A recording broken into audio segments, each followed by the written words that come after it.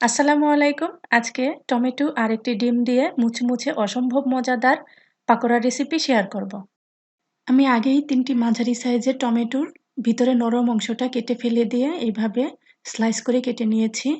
এবার টমেটোগুলো একটা মিক্সিং বোলে নিয়ে নিলাম। টমেটোর সাথে দিয়ে দিচ্ছি ২ টেবিল চামচ পরিমাণ পেঁয়াজ কুচি, ১ চা চামচ পরিমাণ কাঁচামরিচ কুচি, ২ টেবিল চামচ পরিমাণ ধনেপাতা কুচি, 1/4 কাপ পরিমাণ বেসন, 1/3 কাপ পরিমাণ চালের গুঁড়া, ১ চা চামচ পরিমাণ লাল মরিচের গুঁড়া, 1/2 চা চামচ পরিমাণ ভাজা জিরার গুঁড়া, 1/2 চা চামচ পরিমাণ কালো গোলমরিচের গুঁড়া আর 1/2 চা চামচ পরিমাণ ধনিয়া গুঁড়া আর দিয়ে দিয়েছি স্বাদমতো লবণ।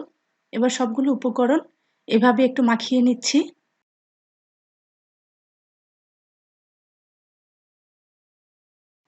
এ পর্যায়ে এর মধ্যে একটি ডিম ভেঙে দিচ্ছি। এখানে কিন্তু আমি বেসনের চেয়ে চালের গুঁড়াটা বেশি নিয়েছি, যার ফলে পাকোড়াটা খেতে অনেক ক্রিস্পি হবে। মাখানো হয়ে গিয়েছে। এবার বাটিটা আমি একটা সাইডে রেখে দিচ্ছি। চুলায় একটি প্যান বসিয়ে দিয়েছি। প্যানে পর্যাপ্ত পরিমাণ তেল দিয়েছি। এবার পাকোড়াগুলো এভাবে পাকোড়ার শেপ দিয়ে দিচ্ছি। পাকোড়াগুলো একটু পাতলা করে দেওয়ার চেষ্টা করবেন, তাহলে পাকোড়াটা অনেক বেশি ক্রিস্পি হবে। এবার একটা সাইড শক্ত হয়ে আসার পর একটা কাঁটা চামচের সাহায্যে উল্টিয়ে দিচ্ছি।